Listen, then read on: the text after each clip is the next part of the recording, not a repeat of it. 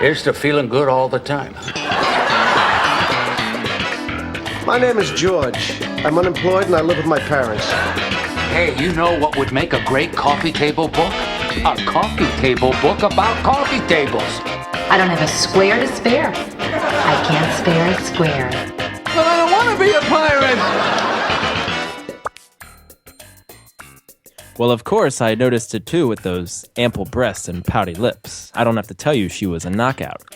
Oh, we're recording? Hello, and welcome to Seincast, a retrospective on all 180 episodes of Seinfeld, being hosted by two guys who can barely run their own lives. My name is Vinnie. My name's Matt. Hi. Hi, hello.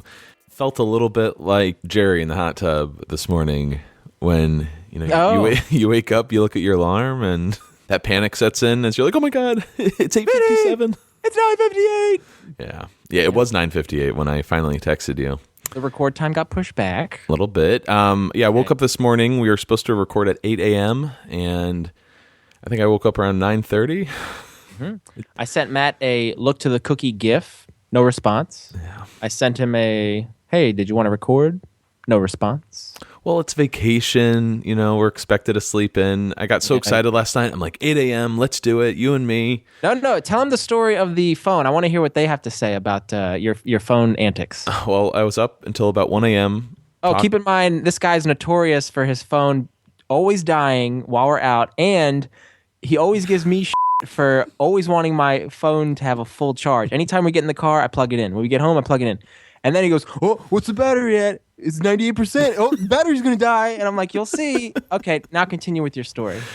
Well, I went to bed last night around 1 a.m. I was, just hanging out, talking to my mom. And where are you sitting? In the family room. Okay, go ahead. Okay.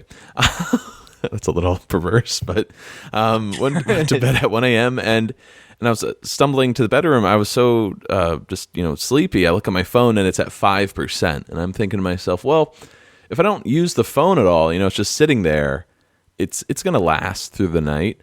It has before, but I went to bed with 5% battery life, woke up, phone was completely dead.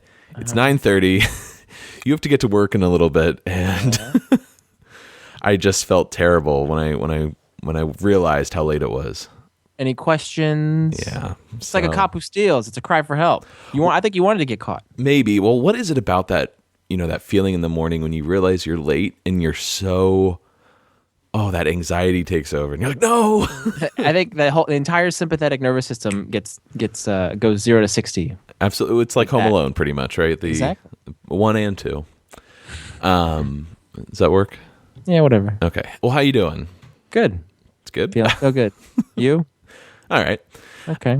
We're recording this Wednesday morning, so the new episode, the premiere of Season 7, Comedians in Cars Getting Coffee, has yet to air, but it will have aired by the time this goes live. It's President Barack Obama will be the first guest, which I got to say, we're both very excited for. Yes. Yeah. Any thoughts, any predictions? I'm curious to see how loose he'll be and if he'll try and crack jokes and kind of go toe-to-toe with Jerry. Mm-hmm. Because Jerry tends to really giggle in that driver's seat with the comedian sitting across for him. Oh yeah, that horse teeth. Oof, yeah. But no, I'm excited. It'll be a fun episode. Yeah, I'm looking forward to it too. Actually, Jerry's not driving. He's sitting in the back of the presidential limo. So I messed up, but he's still going to laugh. We'll still see the horse face. Do you think that was an idea at first? Like just the president and Jerry in a little car driving around, and the Secret Service were like, no, you're not doing that. No, not going to happen. Yeah. Fake. Yeah, not going to happen. Yeah, I'm looking forward to this one, and I'm glad they're starting with this. It's going to probably shine a big spotlight on the series. Season 7, you think they would have a lot of attention by now, but, there's always, as we find out each week, there's always new listeners, new viewers finding out about the show. Other than the president, anyone else this season that you're really looking forward to? Will Ferrell will be fun, and who was the other big name? You got Steve Martin. Gary Shandling. I think Gary Shandling is one I'm looking forward to the most because I think he's the closest to Jerry, just in terms of friendship. And coming up at the same time. Right. For example, I know Bill Maher, he's a comedian a lot of people, love. You either love or you hate him, but he and Jerry go way back. I feel like they had a really good rapport. Yeah. To kind of, I don't know, just bring something out. There's something with those other random guests like a Sarah Jessica Parker or there was that YouTube singer. What's her name? Miranda Sings. Yes. Oh God, so irritating. But like, it just didn't work with Jerry. You felt like, all right, we need someone to. I enjoy the guys that have the rich history, the backstories of coming up in New York, being a struggling comic. Remember when he had Robert Klein on? That guy was just like a wealth of stories, and Jerry was like hanging on his every word. I feel like we'll have something like that with Gary Shandling. Yeah, for sure. Well, anyways, tonight or last night, December 30th. The premiere episode of season 7, Comedians in Cars on Crackle. Maybe we'll do a little mini review each week. I know we tried this with season 6, and you were like, "No, not feeling it."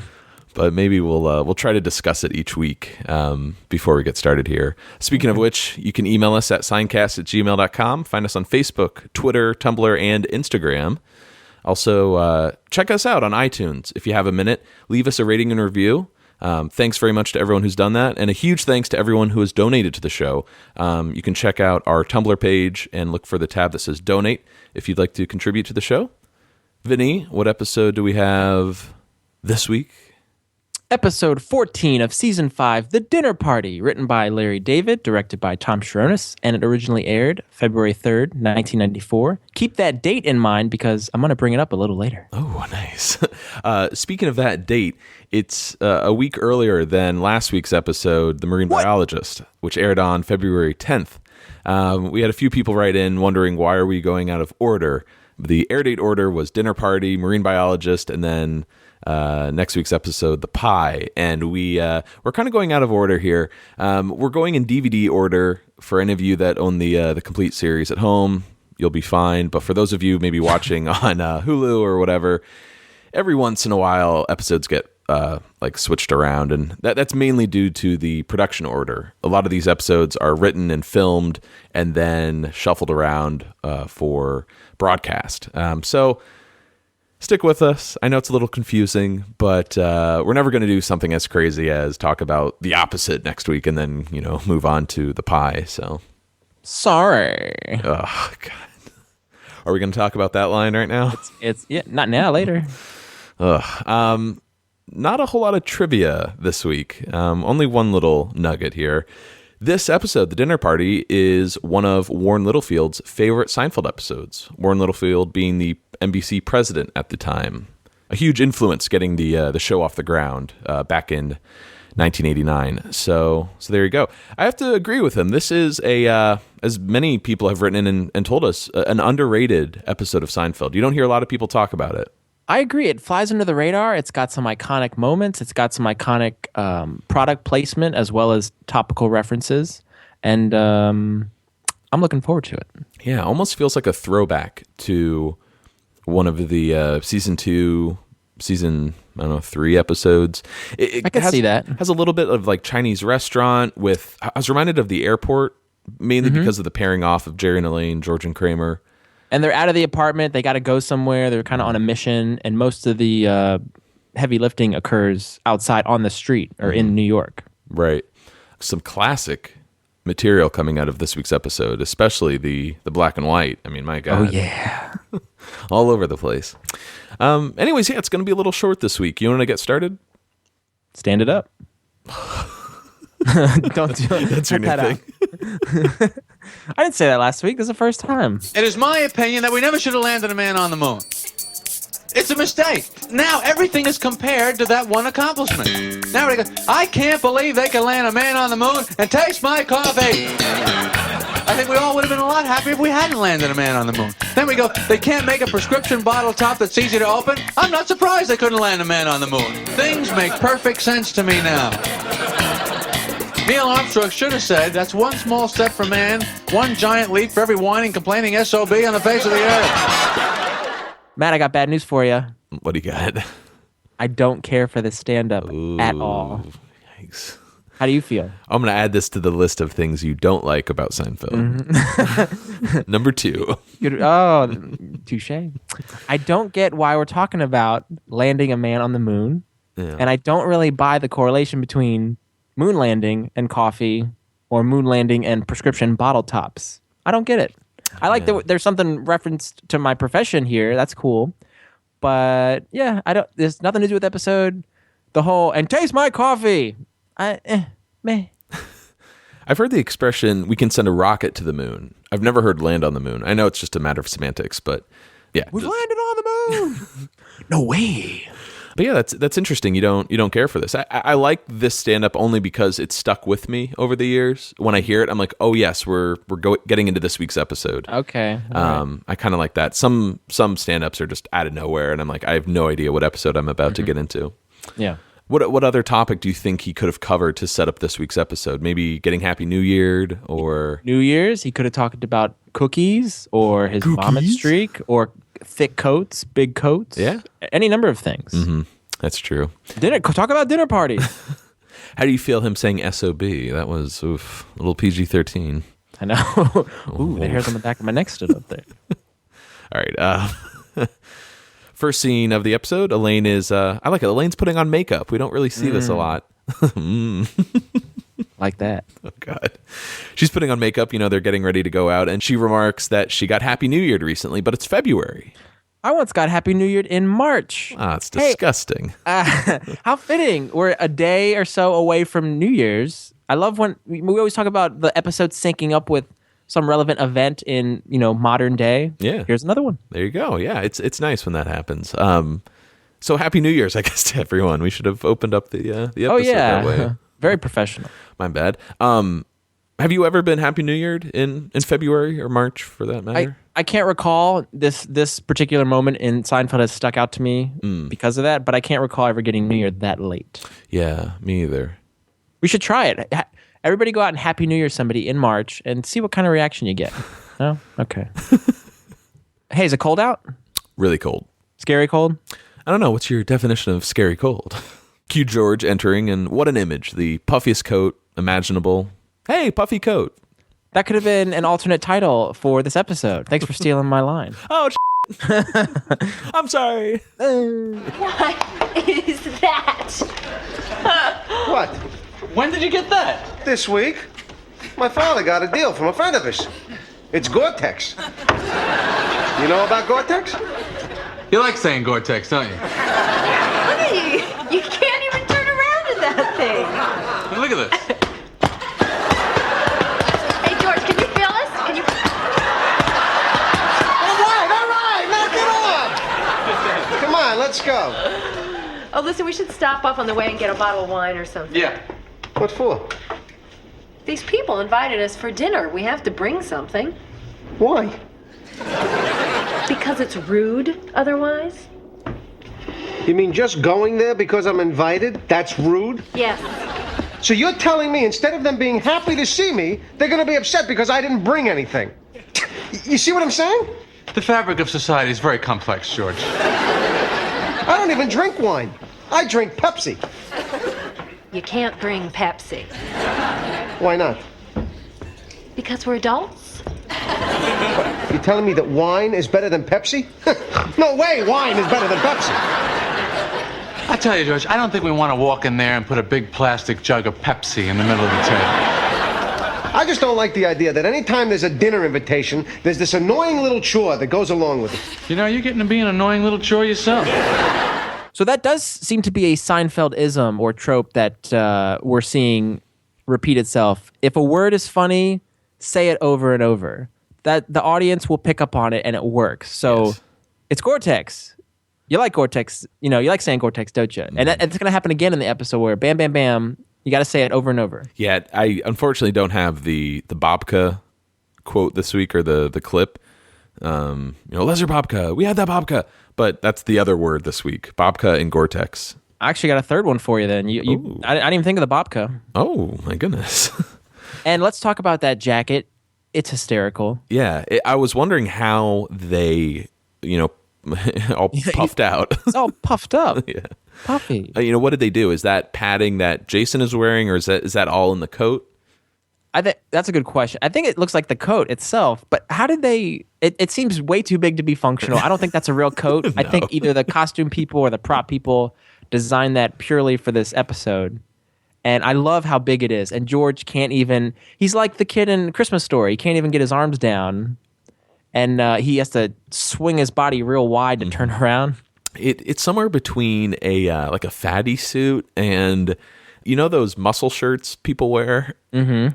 I don't know if people actually wear them, but it has like the padded arms and muscles in them. Oh, like George Michael wore in Arrested Development. Yes.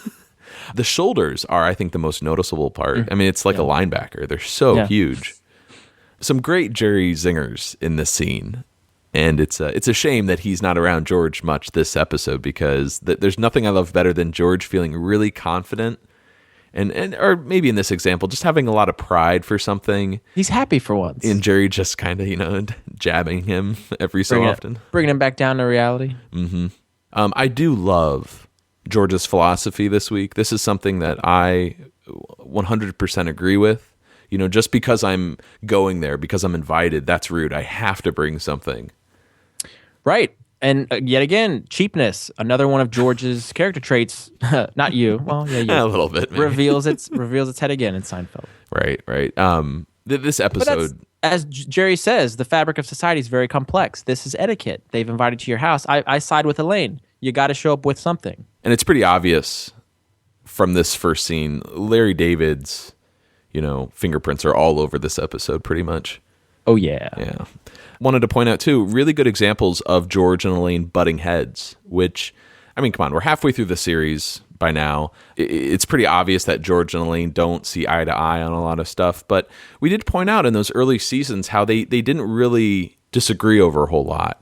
It's not until season, 4 or so that they really started to clash. Yeah, they initially bonded and related through Jerry. He was the nucleus, but I think the writers and everybody picked up on it being funnier if they butted heads and kind of had this little underlying animosity toward each other. And we'll see that unfold even later in this episode. We're going to hear Elaine threaten George. Yes. With something right up his... Hey, Kramer slides in, and he's going to drive to the dinner party here since they can't get George and Jerry's car. That's a good delivery there too. Great opening scene. We didn't really talk much about this dinner party, only because they never mention the person by name until halfway through, and it's kind of a throwaway line. It's Linda Van Grack. Yeah, she's throwing the dinner party, and I think she's cousins with Todd Geck. Grack, what is that, Dutch? Yeah. Yes. It's like the Starks and the Carr Starks. They're pretty much neighbors, and. What is Dutch? Anyways, we're in Kramer's car here. First off, love the image of all four of them in a car. I wanted to say a throwback, to like season 3, season 4. I can't really think of another time we'll see this until the Puerto Rican day, when they're in Jerry's Sob. That's one of the ones that comes to mind. But can you think of another episode where they're all four together like this? Between now and the finale. When they were in the limo going to the, Chris Dargo was driving them. That was in the lip reader, though, so we already saw that. But nothing else comes to mind right now. Yeah. Anyways, love how playful Jerry is with Elaine. Yes, wonderful moment. It's a fun side of Jerry. He's being physical and joking with Elaine, and she's not having any of it. Yeah, get off of me. He wants to get warmed up, because Kramer's car is so cold. Give me a little squeeze. Elaine's get off of me reminds me of the limo episode. Remember with Kramer when he's like, I'm not going to let them hurt you, Elaine. Yes. Get off of me. Get off of me. There was a little bit of additional Jerry dialogue there, and he went on to say, why can't they make a heater that comes right on? The radio comes right on. The lights come right on. And then Kramer would reply, they can't do it. They don't have the technology. I know a little something about thermodynamics. Okay. Which that also had a little bit of the cadence of, that sounds like a bit. Is this a bit with the radio comes on, the light comes on? They should call it round team. Heater team. Yeah. Yeah, Kramer really doesn't have much to do in this scene. And I always found it kind of funny how Michael is just forced to laugh at everyone else's antics. Yes, he finds Jason's jokes or George's remarks very funny. Mm-hmm. And we learn that he likes ring dings. Yeah, that's one of my favorite lines. Ooh, I like ring dings. It's sexual. Yeah, a little bit. A little too delightful. Also, love the comment as Jerry refers to George as Bubble Boy. Yes, wonderful throwback to the Bubble Boy episode. Absolutely. George is very prideful in this scene. He likes being warm. He knows, hey, I look like an idiot, but kind of wish you had this coat. Right. Kind of like with that hat, the sable hat. That's true. You know, he looks like a moron, but hey, he's warm. Anyways, you know, they're driving to this party, and Elaine feels like we can't all show up with just one bottle of wine. Maybe we should here we go. Stop by the bakery and get some cake. Why don't you just get some ring dings from the liquor store? Ring dings? Hey, ring dings are better than anything you're going to get at a bakery. Oh, I like ring dings. George, you can't show up at someone's house with ring dings and Pepsi. Hey, your lights are on! It's a funeral procession. And I got news for you. I show up with ring dings and Pepsi, I become the biggest hit of the party. People be coming up to me just between you and me. I'm really excited about the ring dings and the Pepsi. What are we, Europeans with the Beaujolais and the Chardonnay? Oh, Kramer, that's the bakery. Stop here. Okay, let me out. You, whatever your name is. Jerry. Yeah, Jerry, come with me. I could go for some ring dings and Pepsi right about now. I was thinking about that, you know, just stopping by the supermarket, getting either some babka, you know, something to really, you know, tie into the episode. I was thinking, though, doesn't Pepsi and ring dings specifically seem like a very 90s thing? Little Debbie or Hostess snacks along with soda. You used to go over to friends' houses when you were a kid. That's what you would have as a snack. But nowadays, everybody seems so health conscious that you would be hard pressed to find ring dings in somebody's pantry when you go over their house. Yeah, absolutely. I've actually never had a ring ding. I don't think I have either. Oh, yes, I have. I've read a ring ding. Is it kind of like a donut with like a chocolate glaze on it? I thought it was like a chocolate cylinder with devil's food and then a cream filling. Isn't that a devil dog? That's different, but it's like it's an outside donut glaze. Okay, you're looking that up. I know. We're going to get to the bottom of this. What are ring dings? Well, so ring dings, it looks like I'm going to show you. Oh, there you go. Yeah, so it looks like a little hockey puck with you know, the chocolate frosting, and then the inside you've got the cream. So I'm familiar with those. Hostess made a cupcake like that with a white swirl on the top. Yeah, you know what I'm talking about? Good. Mm-hmm. Yeah, ring dings are all right. I like that cream filling. Oh, another funny bit from that clip was Kramer yelling, "Your lights are on!" And then George has to lean over to let him know it's a funeral procession. Does it bother you at all that you don't see the funeral procession in the rear projection? No, it's stock footage they had to get, and it was very difficult, I would imagine, to in broad daylight New York to see a funeral procession going through the city. So I will cut them some slack. Yes, yes. Maybe we can George Lucas it and add some cars going in with their lights on in post. Can we do that? One day. Also, as the scene wraps up, I love how Elaine forgets Jerry's name. Whatever your name is. Jerry. Yeah, Jerry, come with me. That is fun. Love those little moments. It's what makes this show, I think, so special to us. Yeah. It wasn't necessary for the writer to write that, but it really adds an element of realism and kind of friendship and kind of, I don't know if Elaine's given a jab to Jerry, but that happens from time to time. Absolutely. With friends. You know, these little tiny moments.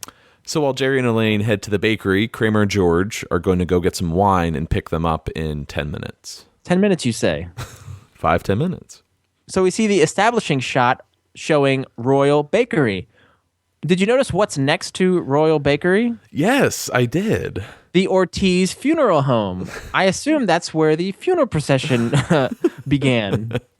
It's perfect. They're hitting all those continuity cones. Yeah, so that is a real New York location, that shot of Royal Bakery and the funeral home. I looked this up online.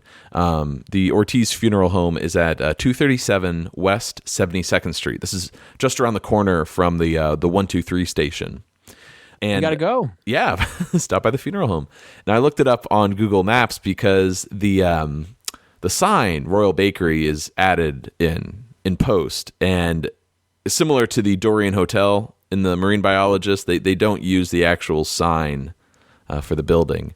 And right now, the Royal Bakery is a Jenny Craig. Oh, so there you go. You're not going to get any black and white cookies in there. But I think the most interesting thing about the bakery is it's the same interior that we'll see in the Rye.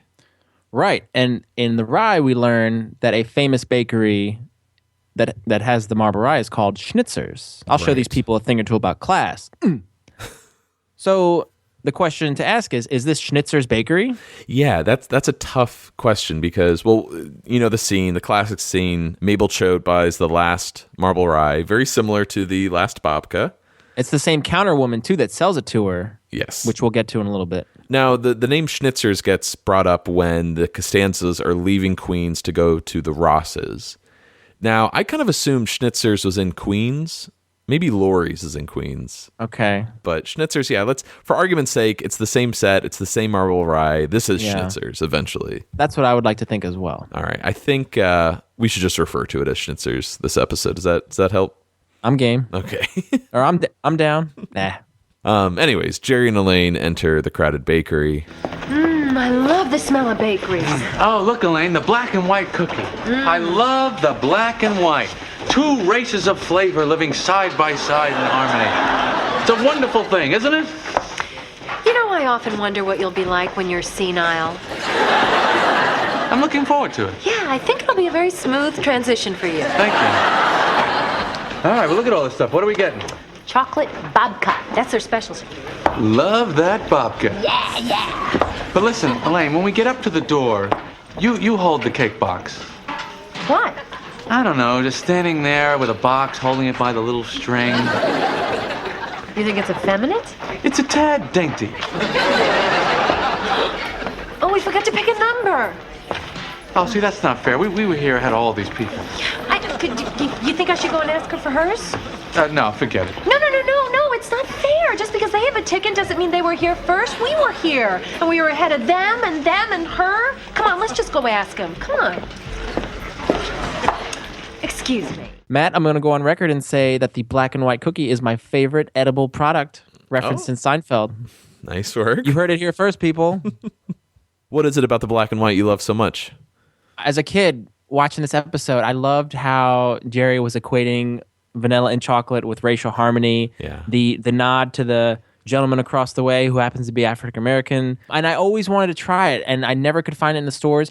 And you actually gave me my first black and white cookie when you moved to New York. I don't know if you sent me one or when I visited, you had one waiting for me. I wrote a little note here that the first black and white I had was when I moved to New York in 2007, and that time you visited, I bought all those Seinfeld products. Like I got the black and white, I got the Chunkies, I got the Chuckles, Pasco, Chuckles, everything. But the black and white was probably the most exciting because, we had never had a black and white cookie before. And I was surprised. It's sort of like for those of you that haven't had one before, it's kind of like a cake. Yep. Almost. It's not hard and crunchy. It's sort of thick and soft. Like a sponge. A delicious sponge. And the frosting is like a royal icing. So it's kind of hard. I think it's an acquired taste. Like I don't think most people would get a black and white because they're so good. You're right. It's not the best tasting dessert, but it's nostalgic, and I like to take that first bite of chocolate and vanilla. Oh yeah. And but yeah, they now they sell them all over. You can find little mini ones in Whole Foods. If you go into any deli or convenience store, they usually have them wrapped. And I always look. They're made in Jersey, which kind of makes me happy. But I always see one and I go, oh. I don't know, man. You got to get the black and whites made in White Plains. Those are the White Plains. But Jerry is, I think this is later actually, because we bounce back and forth so much between these scenes. You really do have to balance out the bites, a little bit of vanilla, a little bit of chocolate. That's very hard to do, though. You can only do that at the beginning and then at the end. You don't go left to right, bobbing and weaving. No, shucking and jiving. No, that's perverse. Oh, wow. Well, from this scene, we get a little setup, and Jerry's enthusiasm over the black and white is great. This feels like little kid Jerry. Oh, I love the black and white. To which Elaine responds, and you guys heard it, I often wonder what it'll be like when you're senile. Jerry's looking forward to it, and she says, I think that'll be a really smooth transition for you. And I really enjoy that exchange, imagining what Jerry will be like as an elderly man, making his observations. He kind of makes it as a kid. Well, where does that come from, that line about being senile? Is it because Jerry's comments are just so out there? And it's so ridiculous, him, fixating on this cookie. And like I said, equating it to racial harmony. And that's why Elaine calls him, a senile nut. That actually got me thinking of old Seinfeld, and that's the Kyle Dunnigan bit he used to do on Professor Blastoff. He used to do old Seinfeld. And he'd go on. Yeah. Think there are any Professor Blastoff fans out there? I think so. Yeah. There's some Tell 'em Steve Day fans that listen to us, and then I would love to hear from a Blastronaut. I guess one last thing to mention about... Oh, no, hang on. Before we move on. A little throwaway line. We're doing this more than we usually do that I just love when they're talking about, chocolate babka. And Jerry goes, love that babka. And then Elaine... Yeah. Yes. Love that. Yeah. See, I wonder, is that on the page or is that Julia or, a combination of both? I think that's 100% Julia. It's unbridled enthusiasm is what it is. Yeah. And it's it's fun to do, and it's so memorable. Absolutely. Now, before we move on, there is an interesting bit of trivia here. There's a lot of people in the bakery, but one person in particular works on the show, right? Yeah, it's hard to see her you have to really watch for her, but she's the blonde woman working behind the counter. That is production assistant Kristen Vigras. Yeah. That would be someone I would love to get on this show. Yes. And just, pick their brain about, working on Seinfeld. I'm sure they have a ton of amazing stories from their perspective because they're so hands-on, especially as a PA. Let's move over to Kramer's car. A lot of bouncing back and forth this episode. Kramer's still driving around looking for a spot while George thinks, hey, you should just double park, but Kramer can't or he'll get a ticket. And I think that's really interesting that Kramer is... wanting to avoid a parking ticket because I think it was way back in the subway, wasn't it? He had all those unpaid. Yeah, no license, no registration, no doors. I'm fighting that one. He's fighting that one. And then I remember him losing in another episode. He lost his steering wheel, couldn't find where it was. Right. And wasn't there another episode where Elaine? It might have been before the subway. When they met her father, he owes thousands in unpaid parking tickets. That's it, right? Okay. So. Yeah, that's a really good point. Maybe he learned his lesson because after he won the all that money at the track when he bet on the horses, he paid it off. He didn't want to lose all that money again. So, Also, there's Karma Kramer. Karma Kramer? Well, he's thinking about the people who are parked there. He doesn't want to double park and block them in. I'd also like to point out when George responds to Kramer, being afraid of getting a ticket. Are you kidding? People get spaces this good. They never give them up. Kramer says that's a fallacy. That is not a fallacy. Need I remind you of George's father in the handicap spot? Once Frank gets the good spot in front of the good building with the good car, he never gives it up. Yeah. So maybe he's talking from personal experience. I mean, parking with George is huge. This might be the third or fourth George scene just about parking in New York. Parking, toilets, toilet paper, lack of hair. These are all topics of conversation George likes to discuss. Absolutely. Well, Kramer and George basically go back and forth as to who should wait in the car while the other one runs into the wine store. Yeah, I do think George should have been the one to stay in the car because his argument is much more valid than Kramer's. He had the big coat, and he could stay in the car and not get cold. Yeah, no, absolutely. Plus, the heater doesn't even work. Yeah, it makes most sense. Well, I think it has something to do with Kramer not having any money on him. That's a good point. That's how he gets by. He dumps it off on his friends. Yeah. So we cut back to Schnitzer's Royal Bakery, and things are getting a little tense between Jerry Elaine and the couple who got the number before them. We didn't really address this, in the previous scene, but it is funny how Jerry and Elaine forgot to get a number, yet they spend so much time basically talking to these people rather than just taking a number themselves and waiting, a few people ahead of them.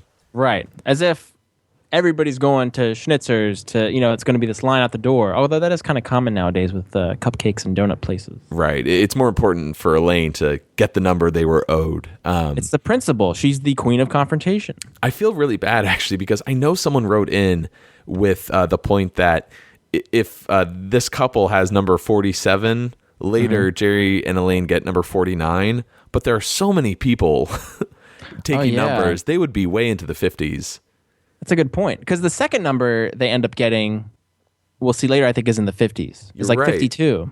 Yeah, it doesn't add up. So, little goof there. Right. But here we go. We're going to hear the argument as to why Elaine and Jerry should get the number that this couple has. But we were here ahead of you. How do I know that? Well, we saw you come in. Well, that's easy for you to say. Oh, yeah, right. That's something I do all the time, right? I make up stories to get ahead in lines at bakeries. 46? Wait a second. Are Are you Barbara Benedict? Yes. Oh my God. I know you. I'm Elaine Bennis. Do you remember? We met at Linda Van Grack's baby shower. I'm on my way over there right now. Yeah, me too. You're Jerry, right? David. Well, this is a little awkward, isn't it? Yes, it is. You know, we were here ahead of you. You're not getting my number. Oh, so you still don't believe us? 47. That's us. Oh, okay, fine. Fine, go ahead. But listen, let me tell you something. As soon as I get there, I'm going to tell everyone what a jerk you are. Well, I'll be there ahead of you, and I'll be telling them what a jerk you are. I'll have the chocolate babka. You're lucky, Mrs. Benedict. It's our last one. She is lucky, Mrs. Benedict. Mrs. Benedict is played by Susie Sorrow. She's actually a stand-up comedian. Only 3 acting credits to her name. Seinfeld, an episode of a TV show called Good Advice, and then a short called Arc. But she also played herself in the Curb Your Enthusiasm pilot, Larry David, Curb Your Enthusiasm. Oh. How cool is that? Yeah, it's awesome. I don't know if a lot of Curb fans have seen that pilot, because if it aired, it probably aired once. Yeah, I agree. I think it aired as the pilot, and now the only time you can see it is as a bonus feature on the Curb Your Enthusiasm Season 1 DVD. Yeah. So she played herself, meaning she was another stand-up comedian when Larry does his stand-up? Correct. I don't remember, her face or in what capacity she's in the pilot, but she's in there. Cool. I think she does a great job for someone who doesn't act. Right. Great confrontation with Elaine, the anger, the rage. And her husband, David Benedict, is played by actor Mark Holton. But for me, he's always going to be Francis. Yeah. And I think a lot of people out there will remember this guy as Francis from Pee-wee's Big Adventure. He was also in Teen Wolf and Teen Wolf 2. I think his character's name was Chubby. And then he's in Naked Gun, A League of Their Own. He was in Adventures of Rocky and Bullwinkle, which starred Jason Alexander. He was in an episode of Day Bidet with Julia Louis-Dreyfus. He was also in Little Giants, Leprechaun, Gacy, and his last acting credit was actually in 2008, which I'm kind of surprised because this guy's an awesome actor. Yeah, I forgot he was in Naked Gun. He was the guy in the crowd going, "Hey, it's Enrico Palazzo," and they all start cheering.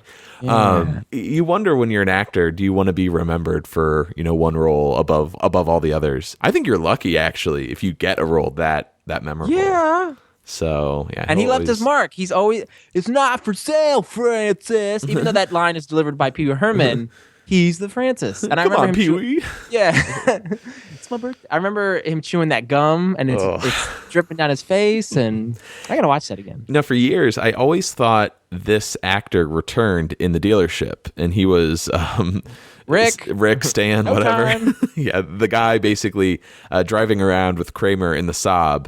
Kind of the Thelma to his Louise, the Louise to his Thelma, but a completely different actor. They do look alike. Yeah, a little bit. Great scene, though. I love any time you have these adults acting like children. Very immature. Yes. Very petty. This actually feels like a Curb moment. I have the same thing in my notes. And how Curb is this, that you're getting into a fight with total strangers, and then in the middle of the fight, you realize it's someone you've actually met before. You know them. Right. It doesn't get more awkward than that. Yeah. You're Jerry, right? David. And they both rub their chins. That's great. I never thought about this before just because, with Seinfeld, sometimes you just put it on and you don't really think about it that much. But why doesn't Elaine just apologize and give Barbara money to buy them something? Why not? What a wonderful and civil way to end this this argument. Yeah, you're right. That could have been solved. Or go halvesies on the chocolate babka, We'll split it. It'll be from the 6 of us. Yeah. But no. But I think Elaine, it's the principle of the thing. She doesn't want to feel slighted, much like a Larry David would not want to feel slighted. Mm-hmm. So much so that she's actually vengeful, and she's going to tell everybody at the party what a jerk you are. They're going to be heroes. So we bounce over to the liquor store. This exterior looked really familiar. We know they only have, at this point, 4 or 5 storefronts. Yeah, they actually redressed Joe's fruit stand set. There you go. Or storefront. Inside, Kramer and George are deciding what wine to buy. What about a Mutaka Day? What's that? It's a Bordeaux, robust, bold, very dry, as opposed to a Beaujolais, which is richer and fruitier. The fruitier always gets me. Yeah. There was And his eyes get really wide when he delivers that. Kramer decides on the Bordeaux. It's $12, and George, of course, isn't happy. You know, they're not getting no $12 cake over at the bakery. As Kramer, I'm going to have to pay it back later. I don't have my wallet. The look George gives Kramer. And the scorn in why not? It's the stink eye, the crook eye, the evil eye, all wrapped into one. Mega eye. Well, Kramer apparently, this is interesting, wallet money conversation. He doesn't carry a wallet because his osteopath says it's bad for his spine. Throws his hips off kilter. You have to do that movement, when you say off kilter. Another Kramer trait that tends to track throughout the series. He keeps a money clip with him. Mm-hmm. Right, that's the one with the bills on the outside, the big bills on the outside. And then Jerry actually also adopts this practice of not carrying a wallet in the reverse peephole. Is that the purse or European carry-all? Yes. Sort of situation. And George believes strongly in the wallet. And it's funny, about the wallet. George has that big, fat, more cow here than here. That wallet he always carries in his back pocket. Doesn't he have an issue with his hips or his spine because of it? Or maybe I'm imagining that. Towards the end, I think. Mm-hmm. His back is aching. That's right. Remember, he slumps down. He's like, I had some hard candy in there. Yes, that's right. Yeah. So where's Kramer's money? Never takes it. Well, what does he do? Oh, I get by. And bouncing back over to Schnitzer's, Barbara and David are walking off with the last chocolate babka. Give that sarcastic, see you later. See you later. See you later. You know how they're off a little bit? Yeah. Yeah, like that. Lots of babka talk here, figuring out what other desserts to bring. I don't have a clip about the babka back and forth, but that is a term like Gore-Tex, right? That gets thrown around a lot. Yes, babka. It's fun. It's a fun word to say. Which another dessert I had never heard of until seeing Seinfeld. And I remember we did share in a babka. We got one at Whole Foods. Yeah. In this past year, and it was good. Yeah, I was wondering if Whole Foods kind of. I don't know how many different babka flavors there are out there, but they always have that chocolate and cinnamon babka next to each other. They're carrying black and white cookies. They got cinnamon and chocolate babka. I'm convinced the CEO has to be a Seinfeld fan. No? Yes. Well, the CEO is deciding what desserts to put in Whole Foods. Yeah. He giveth and he taketh away. How about a carrot cake? Carrot cake? And why is that a cake? You don't make carrots into a cake, I'm sorry. Black Forest? Black Forest? Too scary. You're in the forest. Ooh. Hey, how about a Napoleon? Napoleon? Who's he to have a cake? He was a ruthless warmonger. Might as well get a Mengele. That was our babka. We had that babka. What's this one? That cinnamon babka. Another babka? There's chocolate and there's cinnamon. Oh, well, we gotta get the cinnamon. No, but they get the chocolate. We'll be going in with lesser babka. I beg your pardon? Cinnamon takes a backseat to no babka. People love cinnamon. It should be on tables in restaurants along with salt and pepper. Anytime someone says, "Oh, this is so good, what's in this?" the answer invariably comes back, cinnamon, cinnamon, again and again. Lesser babka? I think not. 49? I'll have a cinnamon babka. And a black and white cookie for me. Peace. I feel like carrot cake would have been a nice choice. Carrot cake is, just like this episode, a very underrated dessert. Mm-hmm. It's refreshing. It's a little bit of vegetable. I said but I don't get carrot cake. Oh, go f*** yourself. You don't make carrots into a cake. I'm sorry. You don't like carrot cake? I think it's a little overrated. I don't know if that's the right word. I was at a wedding and they were serving carrot cake, and I'm like, don't they have any vanilla? Or maybe you just haven't had a good one. I don't know. It's really heavy, and there's a lot going on in carrot cake. It's light and moist and refreshing. Oh, you got the cheese cream, or you got the cheese cream frosting and the cheese cream. Cheese cream. You got the cream cheese. You got the cream cheese. Oh, Jesus. Wait. Cream cheese. You go from coming over there. You got the cheese cream frosting, cheese cream. Why can't I cream cheese? What's with you? Let's move on. So carrot cake's one option. Then you have Black Forest. I've never had Black Forest. Black penis cake.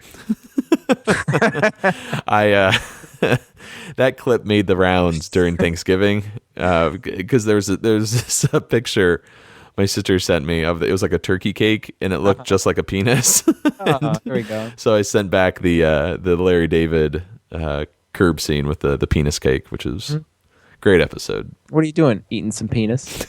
Yes. That's a line from the show.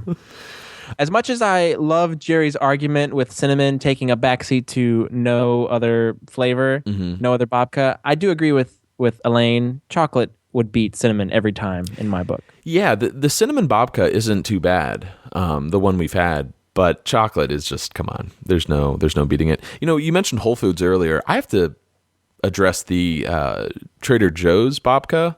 The one I got, I don't know if it was like undercooked or if it was just extra gooey. It was so freaking delicious.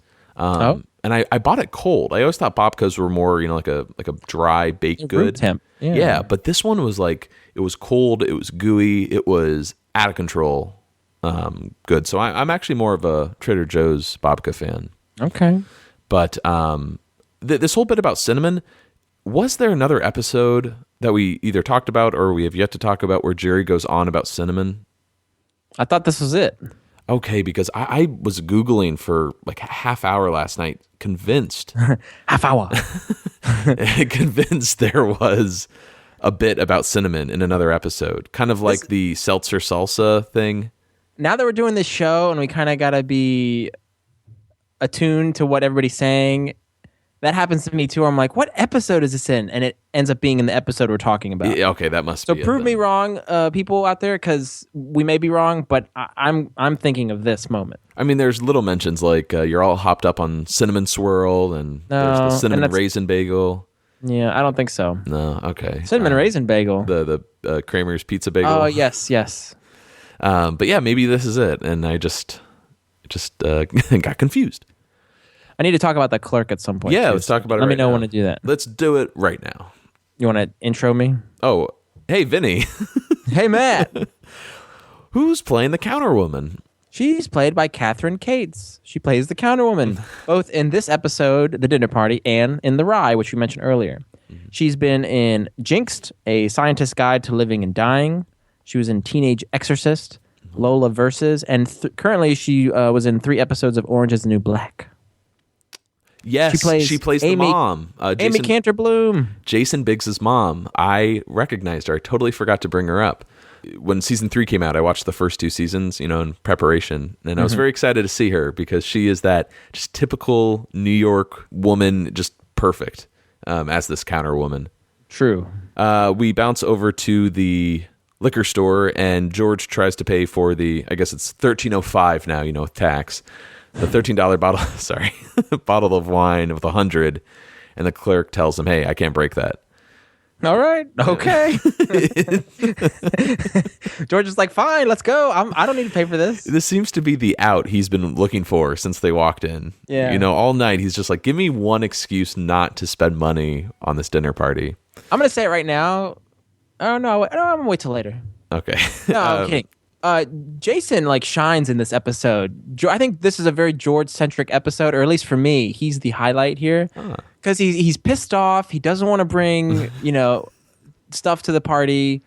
Now he's got to chip in. He doesn't want to chip in, and the clerk says, "Here's your tab for what you want to buy." He's like, I can't break it. Fine, I'm out. He doesn't, and then we'll see even more. The Gore-Tex jacket, I think Jason's killing it in this episode. Yeah, he's fantastic.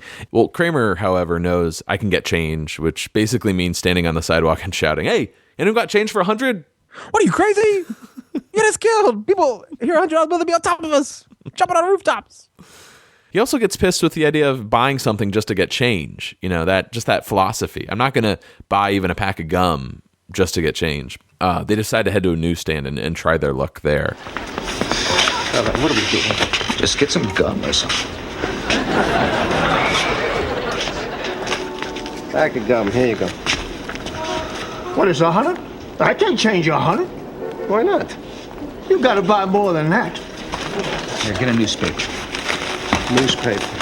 Not enough. Clark Bar. Clark Bar. Keep going. What the $2 here? Here, George, get a penthouse form. I'm not getting a penthouse form. I know, that'll make great dinner party conversation. We'll read the letters at the dinner table. Oh, that's nice. Oh, you ever read one of these? It's not real. They're all made up. Oh, it's real. You know, then there's an unusual number of people in this country having sex with amputees.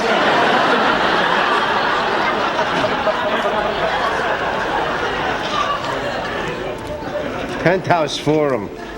Newspaper, gum, Clark Bar. $6.75. Oh, great. All right, with the wine, I'm in over $20 now. Yes. I'm sorry, it's a new coat. It's Gore-Tex.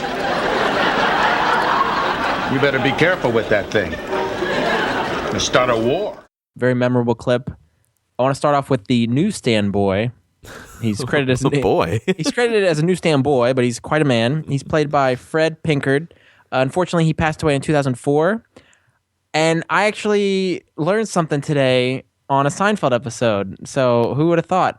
Not only did he play newsstand boy in the dinner party, but he also played the old man in the Andrea Doria episode. He's the guy who says, "That bird flew right into your head." Like you couldn't avoid it. Oh, wow. I never picked up on that. And both of those characters, I think, are kind of memorable. So it could be a double dipper. I don't know. I like having double dippers. This one's debatable. I think he's a double dipper, my friend. Can we dip him? Yeah, we're going to dip him. All right. You double dipped the chip. Double dipped? What are you talking about? Fred Pinkard also was in a Brady Bunch episode. He was in episodes of The Jeffersons, What's Happening. He was in an episode... Okay. He was in an episode of White Shadow. Is that the TV show that George watched? Shadow, yes. Shadow? Okay. So that's why I picked that one. And I learned this too. He was also in Rocky 2. He played a lawyer. But I don't remember when That's when Apollo's like, I want to fight him again, and everyone's getting or together. At a press conference. Yeah. So I'm going to keep a lookout for him. He was also on episodes of Martin, Third Rock from the Sun, and Mad About You. Yeah, well, he's got two great performances on Seinfeld. Not only this, but later on in the Andrea Doria. Yeah. There's a line here that I love, and I'm sure you'll know what it is, when they both go, newspaper, not enough, Clark Bar, keep going. Yes. Yeah. Love that. So from this clip, we learned that they buy gum, newspaper, Clark Bar, penthouse form, right? 4 things. I'm not getting a penthouse forum. And for a whopping total of $6.75. That's pretty cheap. Yeah. I would think nowadays the gum, the Clark Bar, that would run you probably about $3. Newspaper, a couple of bucks there. I think they're well over $12 by today's standards. Yeah, for sure. And had you ever heard of a penthouse forum prior to seeing this episode? No. I learn a lot of things from Seinfeld. Just either most because things we've learned from Seinfeld. Well, either because they're a little outdated, or it's maybe more of an East Coast thing than I grew up in Indiana. So, or we may have been young at the time and hadn't gotten into pornography yet. Speak for yourself. Oh, hello. Remember I don't know if I left that story in a couple of weeks ago about the 976 number. You did. Okay. Oh, I don't know if you cut it or not, but you told it. Yeah, I did call a 976 number when I was a wee lad. But it does seem to be a little risque, but it fits in with Kramer's personality, from the 976 numbers to the I don't know, what else does he do? He reads Playboy when he goes to the dentist office. Or the penthouse, yeah. Did you know what a penthouse forum was? I did not. Yeah. Penthouse Forum actually comes back in another episode. Remember in, was it the Jimmy, when, that's the episode when Jerry thinks that Watley and his assistant are, getting a little hands-on with him while he's under the gas. Mm-hmm. And at the end... Ah, yeah. Kramer reads from that Penthouse Forum. You're right. Second time. Mm-hmm. So he's hooked. He's hooked on the forum. He subscribed. There's another character in this scene other than the newspaper guy or the newsstand guy. It's this Middle Eastern dude with a huge beard and a long brown coat. Mm-hmm. And what does he say? Big coat. Big coat. Okay. Did I yell? I'm sorry. Oh, no. Well, you know how I have a tendency to hear something completely different? Oh, no. What did you hear? So the guy yells, big coat, big coat. I always thought he said, be cool, be cool. Really? Yeah. It's are hard. Such an idiot. Go back to the clip. The accent is so thick. It's not. Just agree with me here. It's not 100% big coat, big coat. In all my years of watching Seinfeld and multiple watches of this episode, and even my 2 watches before today's recording of this episode, big coat, big coat. All right. That guy, he's credited as Foreign Man. He's played by Saeed Badrea. Listen to the movies this guy's been in. Independence Day. He was the Arab pilot. He was in Kingpin, Shallow Hal, Stuck on You, Iron Man, You Don't Mess with the Zohan. He was in an episode of Lost, The Dictator, and he was in one of our favorite movies, Matt, Movie 43. I remember that one. That was the day when Vinnie and I were, man, we almost got arrested. We actually paid to see Movie 43, and then we snuck in to Marlon Wayans' haunted house. Yes. That was a good day. And you left your watch in the movie theater, right? Yeah, and I panicked. As a bit of a karma, Kramer. Oh, God. Yeah, this guy's great. I mean, big coat, nails it. It was a big coat. Yeah, but what a rap sheet. That's great. He has a lot of high profile movies out there. But we jump over to the Royal Bakery at Schnitzer's, and Jerry and Elaine are in line. She's got the babka. He's got his black and white cookie. And here we go. One of the best, little monologues on Seinfeld. See, the key to eating a black and white cookie, Elaine, is you want to get some black and some white in each bite. Nothing mixes better than vanilla and chocolate. And yet still somehow racial harmony eludes us. If people would only look to the cookie, all our problems would be solved. Oh, your views on race relations are just fascinating. You really should do an op-ed piece for the Times. Look to the cookie, Elaine. Look to the cookie. That look to the cookie line, probably the biggest takeaway from this episode. That's why I love the black and white cookie. Yeah, you even got the shirt, the look to the cookie. I think we posted a picture of that like last year. We did, yes. One of my favorite shirts. I'd also like to point out a bit of is it a goof? But if you look in different shots, depending on how they filmed Jerry, the chocolate and the vanilla switch sides in his hand. So they must have done separate takes. And here, Jerry, take a bite of this cookie. But in one, the chocolate's on the left. In the other shot, it's on the right. And I always see that now, which it doesn't bother me at all. But it's a fun little, I see what you did there. It's not real. Oh, no. It's a show. Yeah, this is just a wonderful scene. And that, who doesn't love the moment when, Jerry lifts the cookie up and there's, the black guy on the other side of the room lifting his up as well. Yep. It's just great. Solidarity. Yeah. So Elaine looks at the babka and finds a hair on it. Oh, God. Take it back. Love how Jerry and the audience react kind of at the same time. Yeah, they're repulsed. Just disgusted. And I don't know if we should talk about this now, but we'll save it for the end of the scene. Elaine tries to exchange it, but the woman behind the counter is like, hey, take a number. You can't jump in line. You can't cut in line. Stop right there. Yeah. What do you think about that? You took a number. You purchased an item. The item was tainted. You have to take a new number to exchange said item? It's consistent. Say no. Yeah, you think that, purchasing something would, there's still, well, she didn't even buy it yet, actually. Well, but she did take her number. She already has the box, and even the guy's like, hey, I'm in line here. But she said we already bought this. That's what Elaine says. True, yeah. So, like movie theaters now, you get your popcorn, you go sit in the theater, you eat your popcorn, you go back out for a refill. You don't have to stand in line again to get more popcorn. There's like the separate area where you go and get your refill. Mm-hmm. Like I think Elaine could have walked. I don't know. I just thought that was a little social etiquette we could have discussed. Got to change the system. Yes. Well, Jerry decides to take the number, and Now we get into the topic of hair on food. Does the length of the hair make it worse?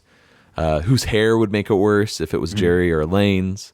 Hey, here's what could have been in the opening stand-up. Jerry does a bit about hair on your soap today could be in your head tomorrow when he talks about hair plugs. Mm-hmm. And he's like, there's a hair in the egg salad. That could have been the opening stand-up. Was there a Jerry stand-up when he talks about like how disgusting a hair is on its own, but people will touch hair, they'll kiss hair if it's on the head? Yes. Yeah, that's what Same I'm thinking episode. of here. Mm-hmm. Mm-hmm. It's I don't get as grossed out with hair on food. I mean, I don't like it, but it's not something that's a deal breaker where it's like, you have to send this back. Yeah, I'll pick it off. And as a man without hair, I relish hair. So give me your hair.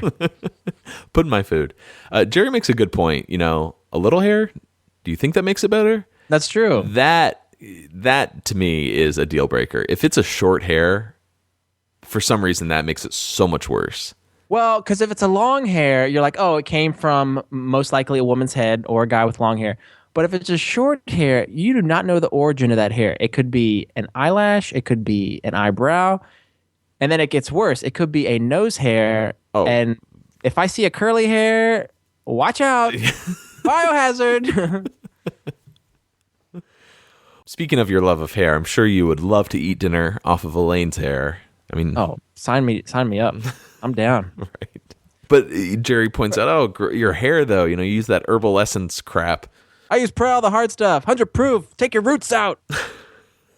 Well, the two decide to wait while we're back at the liquor store. Once again, George buys the wine. He spent $19.80 so far. He complains that it's over $20, but if you do the math, it's only $19.80. So far, and he's just bitching as much as he can, pretty much. Oh, you're gonna be shunned from society. Where's your wine? Get out. I know this is going to sound like a crazy fantasy, but every word of this story is true. A few weeks ago, my girlfriend happened to mention to me how attractive she thought our new neighbor Linda was. George and Kramer get back to the car. They find out someone is double parked, blocking them in. No note. Well, of course, I noticed her too, with those ample breasts and pouty lips. I don't have to tell you, she was a knockout. Turn page. Well, we got an act break, and then we're back at the liquor store. It's dark now, and George and Kramer are still waiting outside for the double parker to show up. And just great ranting. You were saying how George really shines in this episode. Damn right. He's just ranting like crazy, and it really goes well. That kind of emotion and mannerisms with that puffy coat and the hood. Just this little puffy man. Yeah. Just, He's waving. He's waving at it. I really cannot comprehend how stupid people can be sometimes. Can you comprehend it? No, I can't comprehend it. I mean, we can put a man on the moon, but we're still basically very stupid. The guy whose car this is, he could be one of the guys that built the rocket. You see what I'm saying? Well, yeah, he can build a rocket, but he's still stupid for double parking and blocking somebody in. So you really understand my point about building the rocket and double parking? On the one hand, he's smart with rockets, and on the other hand, he's dumb with parking. It's cold out here, huh? Maybe it's not even stupidity. Maybe it's just a blatant disregard for basic human decency. Yeah, this is how dictators start. Think Mussolini would circle the block 6 times looking for a spot? How about eating him in, huh? I tell you, if I was running for office, I would ask for the death penalty for double parkers. If this is allowed to go on, this is not a society. This is anarchy! Are those shoes comfortable? No, not really. They look comfortable. I know, that's why I bought them, but they're not comfortable. I love that ending about the shoes. Oh, yeah. George is just freaking out. He's all over the place, pure rage. And then, are those shoes comfortable? No, they're not. Because they look really comfortable. I know, that's why I bought them, but they're not comfortable. Love that. Yeah. It's sweet, it's innocent, and little distractions. Kramer is intrigued by the shoes, and George is off his rant. We were watching a future episode. I hate doing that, but it's the fatigues, with the Jewish singles night when Kramer's cooking. And there's a subplot of Kenny Banya, Jerry's girlfriend, having a mentor whose protege is Kenny Banya, or no, the mentor is dating Kenny, whatever. Jerry's telling the story to George, and Jerry's flipping out, getting angry, but George's questions are, "Would you order chicken?" And then he continues to rant, and he's like, "What kind?" Ricotta. Yeah, exactly. It reminds me of that, just that great juxtaposition of rage and anger with something so ordinary, like, oh, your shoes. Mm-hmm. And remember what we talked about earlier, finding a word or phrase that's funny and then repeating it. Mm-hmm. So the beginning of that clip, I really can't comprehend how stupid people could be sometimes. Can you comprehend it? No, I can't comprehend it. And that kind of sets the ball rolling for this scene. It's like the formula is character A says something maybe once or twice, and then character B repeats it, and you're almost guaranteed to get a laugh. For sure, absolutely. A great foreshadowing here, which I never picked up on before. Earlier you had mention of, the Napoleon cake. You also had mention of a Mengele. And here you've got Mussolini, Idi Amin. So you have all of these, ruthless leaders, pretty much. And that really ties into who we find out is the double Parker. Oh, hello. You know what I mean? I never really picked up on that. The ending, when you find out who the double Parker is, seems so random and out of nowhere. But there's a lot of foreshadowing here. Yeah, good point. We cut back to Schnitzer's, and Elaine and Jerry have been reduced to sitting on milk crates while they wait for their number to be called. Elaine just wanted to take the hair off and leave, but it turns out Jerry had a bad experience with the hair when he was younger. Vinny, can you tell us what happened? I once had a hair in my farina and I freaked out. I started screaming, "There's a hair in my farina! There's a hair in my farina!" Then I ran out of the house and I was running, and I was little, but I could run really fast. And I just kept running. And when they found me 3 hours later, collapsed at a construction site. Oh my God, whose hair was it? My mother's. Love that little story. Great monologues this episode. Yeah. Mm-hmm. I never knew here's another thing I didn't know. I never knew what a farina was. Yeah. Growing up. And after Googling it, the box is very familiar. It's got that kid with the blonde hair with the goofy smile. Yeah, the big expression. But I didn't realize it's just cream of wheat. Yeah. I want to say a year ago, I was at the supermarket and I saw it in the cereal aisle and I freaked out. I always thought Farina was like a soda or something like that. Never put that together. Important to note here that Jerry could run really fast when he was a kid. Ah, yes. And he could run fast when he was in high school, too. Yeah, like a speeding bullet. So their number gets called, and Elaine hands back the hair with the cake around it. But oh,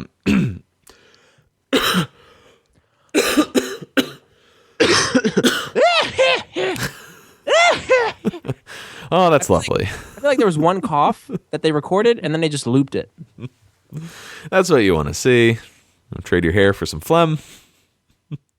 I love Jerry's just, oh, that's great. Yeah. Oh, that's lovely.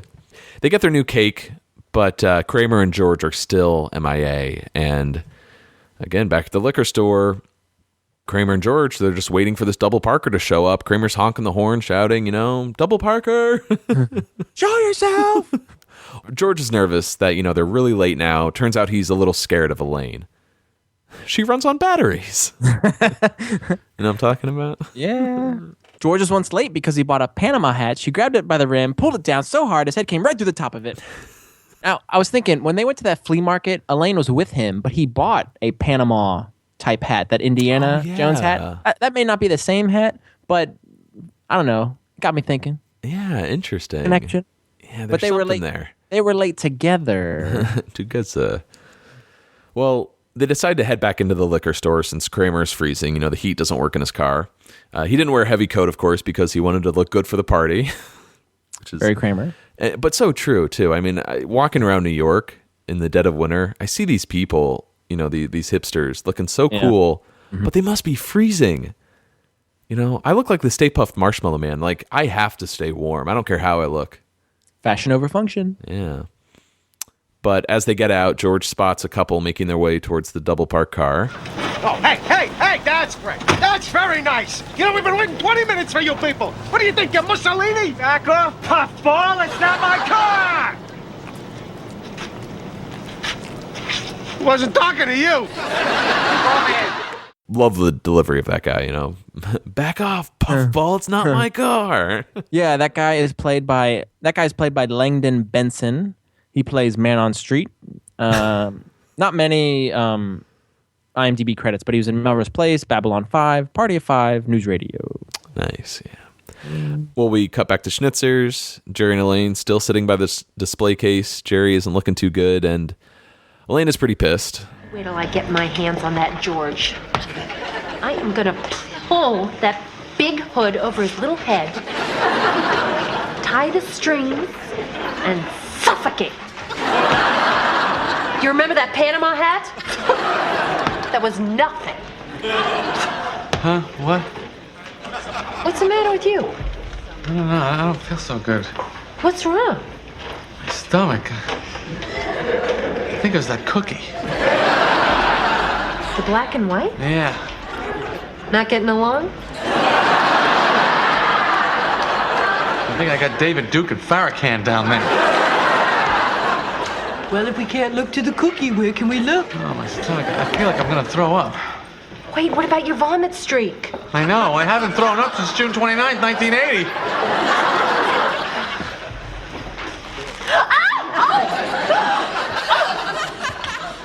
Sorry. Sorry? You almost took my toe off. What do you watch what you're doing, you lunatic? Oh, Mary, I think you broke my toe. Where are you going? 14 years down the drain. Nice little continuity there from the masseuse. We last heard Jerry talk of his vomit streak. June 29th, 1980. Yeah. That was set up by Peter Melman in The Masseuse. Because he had his own vomit streak. Yes. Yeah. Mm-hmm. I love, too, that we're hearing a little bit about Elaine's anger, especially directed at George. You know, we talked about earlier how, you know, they obviously butt heads from time to time, but she really seems so patient and sweet with everyone out there. You know, she kind of lets people walk all over her. Well, she's adorable.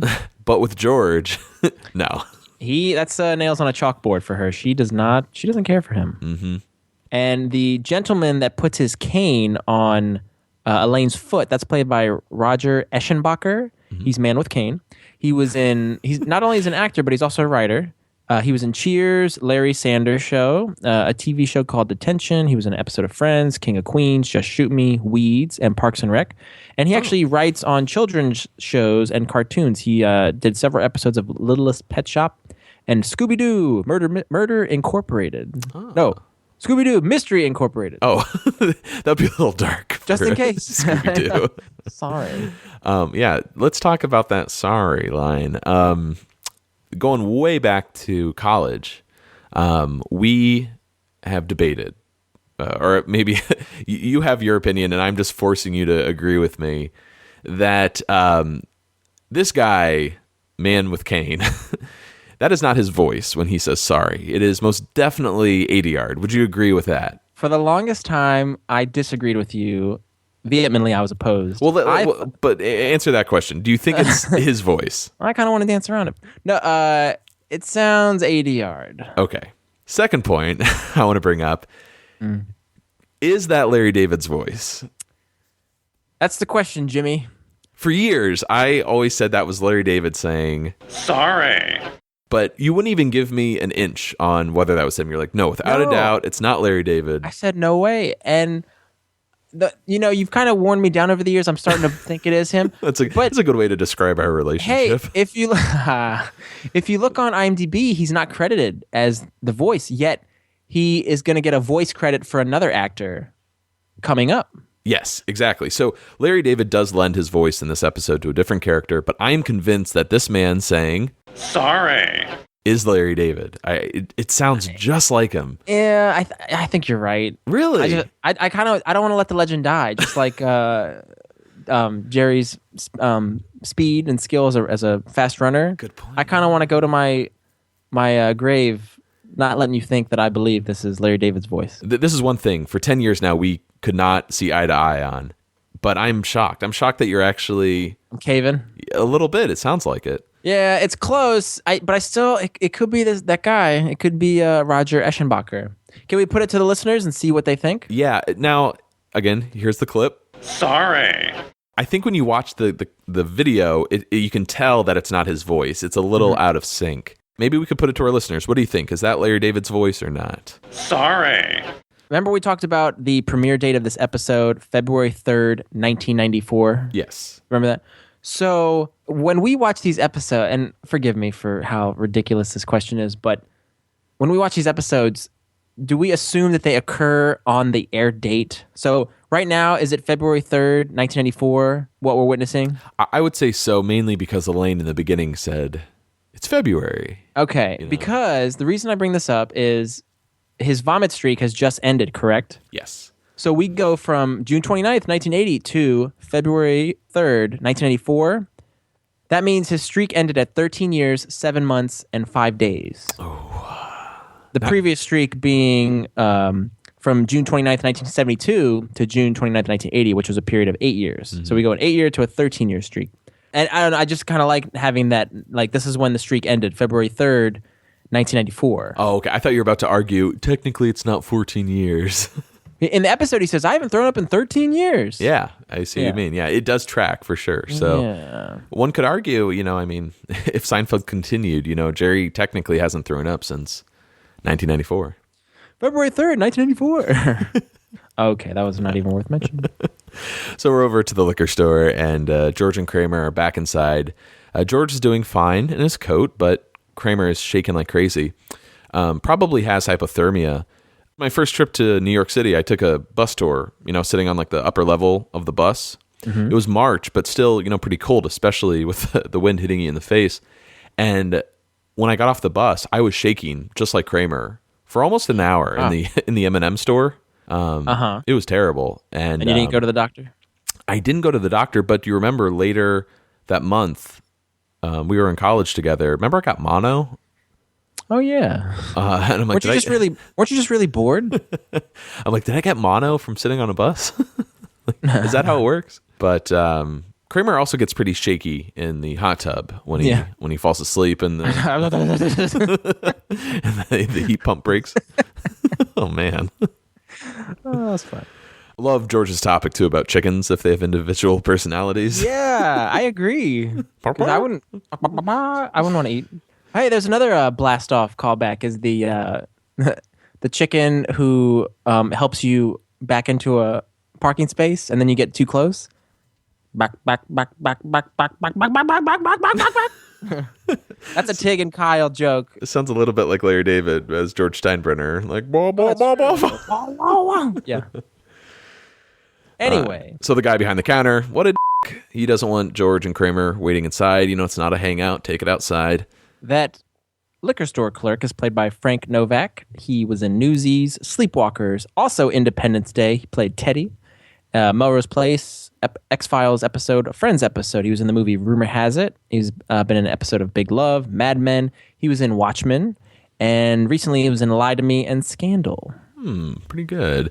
Now, I don't know if George is nervous or what, but he accidentally knocks over several bottles of wine.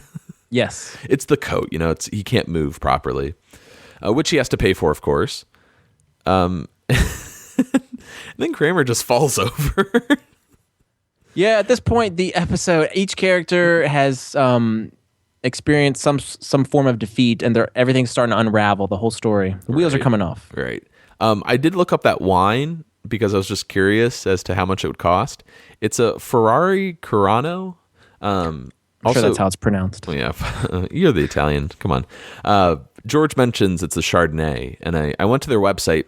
The Chardonnay goes for about $23 retail nowadays. So, if George broke 4 or 5 bottles, I think that's, roughly about $100 down the drain. Okay. So, but he already broke his 100. Exactly. Getting the 4 items at the newsstand. So, yeah, that we find out later George trades in the Gore-Tex coat. We cut over to Schnitzer's real quick, and Elaine's examining her damaged toe while Jerry shuffles out of the bathroom. How was it? Good as it gets. Yeah. And back at the liquor store, George, no coat, after trading it in to pay for that cheap Chardonnay. They're about to get in the car for a little bit of heat, and they notice the double Parker approaching. However... Oh my God, that's Saddam Hussein, the dictator! I wouldn't walk around without a coat in this weather. You'll catch your death of cold. So long. So, in order to get this Saddam Hussein guy, they actually went out and got in order to get this... I want to say Hassan. In order to get this Saddam Hussein lookalike, they went out and hired a Saddam Hussein lookalike, and they got Amjad J. Oisin. Hope I'm pronouncing that close. I do apologize. But he is a Saddam lookalike, and they got him. This is his only acting credit. You mentioned only thing on IMDb. You mentioned Arrested Development earlier. I wonder if he was in that. Or I know the answer now, but I wondered if he was in that penultimate episode. That would have been a wonderful tie-in with all the Saddam lookalikes. But he's got this acting credit, but it's only his body because they used... it's only his body. His body. Larry David actually does ADR here and does the voice. Can we hear it one more time? I wouldn't walk around without a coat in this weather. You'll catch your death of cold. So long. It's funny. I think the other guy with the cane, that sounds more Larry David. Yeah, than this one. but it's in there. You can hear Larry David doing that British accent. But the reason now that Larry David ADR the lines here is because this Saddam lookalike, his accent was so hard to understand that they had to redo the lines with Larry voicing them. Mm-hmm. And there was some additional dialogue that was cut, and it was going to have Larry voicing this Saddam character saying, "Terribly sorry to bother you. I wonder if either of you chaps could direct me to Madison Square Garden." So he's going somewhere. Yeah, it sounds a little bit like the... who's the guy that owned Farfel? Oh, Gavin Polone. Yes. Sounds a bit like him. It's a very bizarre moment when not only... I mean, it's not Saddam Hussein, it just looks like him, but just the idea... As we'll find out in this next scene, like George is like, it might have been Saddam Hussein. We're not really sure. But he just walking around New York City, and he's so cheerful and pleasant. What's the line, though? Does he say you'll catch your death of cold? Yes. I wouldn't walk around without a coat in this weather. You'll catch your death of cold. So long. So that's weird turn of phrase. You'll catch your death of cold. Yeah, it seems like a kind of like an old-timey, proper British... You will catch your death of... I don't know. It's weird. Well, let's move over to Schnitzer's, the final scene here, or the final dialogue. What? Let's move over. All right, shut up. Kramer, shut up. Do you remember that? Or Michael, shut up. Yes. That was fabulous. We move over to Schnitzer's, the Royal Bakery, and here's the conclusion. Can I get you anything else? Oh, no, thanks. How about a nice box of Scram?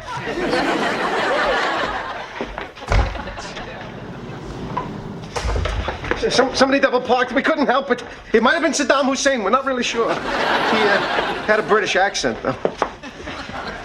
What happened to you?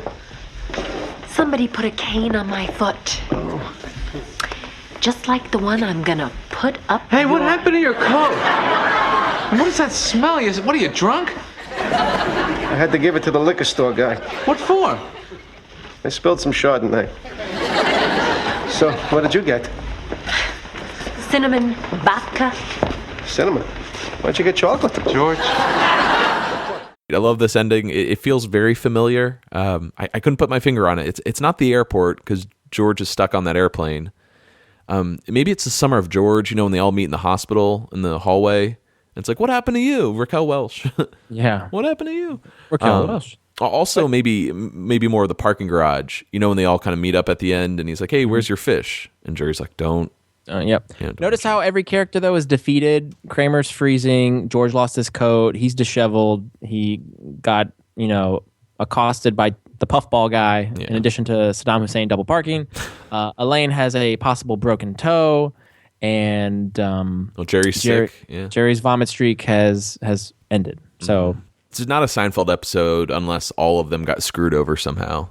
It's interesting to note too. Elaine is about to swear. This seems to be a running joke. She's about to say something really crass, and someone cuts her off. Yes. It's either that or a door slam or a phone ringing, whatever. Well, here we go. We got a couple of cool little scenes here. It's that driving shot again, but it's completely different this time. Elaine's hair is a mess. George is freezing. Well, Kramer is too. Jerry's sick in the back seat.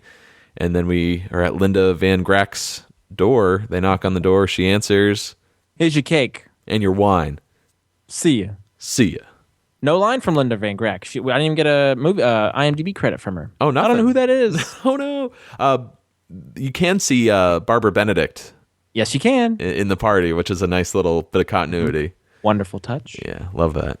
They might have had a really nice time at the party. They could have stayed. Yeah, too bad. What they could have done is made this a two-parter, and then the second episode the following week would have been them just pissed off at this party, being miserable. Where's the punchline? That's it. Nothing happens. It's like life. You go to the bakery, you get your foot broken, you go to a party. How is that a show? Believe me, they'll watch it. I heard a weatherman say that 75% of your body heat is actually lost through the top of the head, which sounds like you could go skiing naked if you got a good hat. But there's no hat that makes a statement quite like the hat with the flaps. The hat with the flaps makes a statement that no other hat makes. This hat says to the world, I would rather have the heat in my skull than anything society could possibly offer me. In fact, I would say if you're on trial for serious crime and your lawyer recommends the insanity defense, this is the hat to wear. I mean, your lawyer should really insist on it. He should just go, Your Honor, the defense rests. Now, this is a stand-up I like. This is a home. One of the few times Jerry uses a prop in his act. Can you think of another? Yeah, that's a tough one. He chews gum at one point. Yeah. But I don't know if he counts it as a prop. I think anytime Jerry has something other than just, himself and the microphone, it's a prop. And then when he is intentionally taking a dive to not be a lead-in guy for Banya, he's wearing suspenders. Hey, everybody, who's ready to laugh? But I like this stand-up. It relates to the episode. I like it. It's weird to see him in a hat, but very comical. Yeah, it's a great image. Kind of that Cousin Eddie hat, from Christmas Vacation. Mm-hmm. Do you wish Jerry used more props like this? I mean, it seems a little hammy just because he never uses them, but I kind of like. No. But I kind of like that goofiness, I agree, but I'd rather see that in the show. Let him be goofy. Like he had the Pez dispenser. I associate that with him, making the little clapping fingers. But I think save his act as it is, and then let him play with things on the show. Yeah, leave it. I wouldn't want that's Ronnie K. Yeah, is the prop comic. Exactly. Wait. Who did Bing Crosby? Oh, that's Danny Kaye. Oh, man. So, what do you think? So this is definitely an underrated episode. I don't hear a lot of people talk about it as one of their favorites. I don't really know if it cracks my top 20, but I do think it's a gem. And I think it's one that I could get a lot of enjoyment out of just because I don't watch it as much as I watch the other episodes. I don't know. How do you feel? This is an underrated episode. It's not one that people will be like, let's put on the dinner party. But I think people more think of this as the black and white cookie episode. Mm-hmm. And that's what's so great about it is that iconic scene, Jerry holding up that cookie. But I still marvel at Jason Alexander's performance in this episode with the coat, with how he's very volatile and really angry, and then scornful of Kramer and doesn't want to spend the money. So I was really happy with Jason's performance this week. But you got these nice the drop-ins. You have the Saddam Hussein thing, and we debated over Larry's voice. Play it again here. Yeah, well, what the hell? Sorry. And that sorry goes for the entire episode, by the way. But this was a fun episode. I did enjoy it. I was kind of going back and forth. I didn't expect this to crack my top 20, but while I was watching it, I'm thinking, maybe it does crack my top 20. There were a few other Fishbowl episodes, out of the apartment episodes that I prefer over this. Which have made our top 20. Well, the Chinese restaurant I like more than this. I think I like the airport more than this just because the characters I think have a little bit more to do. It's not solely Fishbowl. They're not in one location. They're driving. There's a liquor store. There's a bakery. Right. They're just out of the apartment. So it's not like traditional Fishbowl, if that's even a thing. Well, Tradish Bowl. But so now I'm looking at my top 20. My number 20 is Puffy Shirt, and I don't want that to go away. It's got to go away. This has to be like 21 then for me. 21. I think I might. I think I agree with you. Actually, I'm looking at the movie. I'm looking at the movie at my number 19, and that's another Fishbowl episode. Yeah. But there seems to be a little bit more panic in that episode, which I prefer. Just that stress, that anxiety. Whereas this episode, it's kind of just a lot of waiting around, pretty much. That's not a criticism so much. It's just a reason why I like it a little less than something like the movie. Yeah, the characters in this episode are just kind of casually getting dumped on. Mm-hmm. But it's great. It feels like one of those, old school Larry David episodes. His fingerprints are all over it. it's great to once in a while get one of these episodes that's really pure Seinfeld. And very quotable. Really enjoy the black and white, the two races, coming together in unity. Anything you don't like from this episode? I still stand by that opening stand-up. I didn't care for it. I feel like a jerk when I say that. Because he's this brilliant comedian. He's working hard. All these shows, he's writing it. He's helping. He's producing. He's doing everything. And I'm like, it wasn't good. So I'm a schmuck. But that was the only thing I took away that I didn't like it. Well, the fact that you take so much time each week to do a podcast, I think that kind of gives you the space to nitpick, criticize all you want, and it's no harm, no foul. So, well, I'm still gonna feel bad about it. Okay. So yeah, not going to crack our top 20, unfortunately, but we still liked it. I'm going to give this 9 ring dings. Ooh, I like ring dings out of 10. I'm going to give this 9 jugs of Pepsi, because we're adults, out of 10.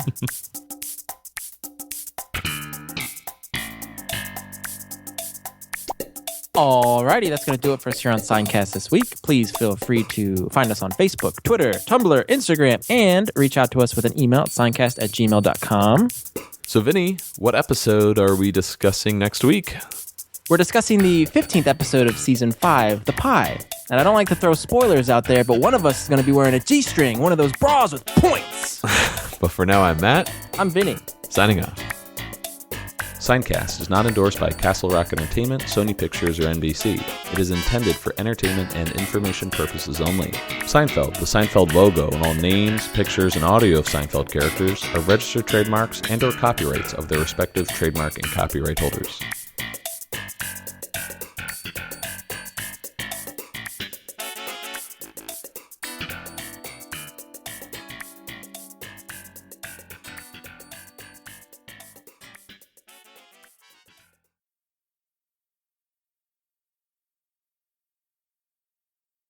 Do you believe I got Happy New Year today? It's February. I once got Happy New Year in March. Disgusting. It's pathetic.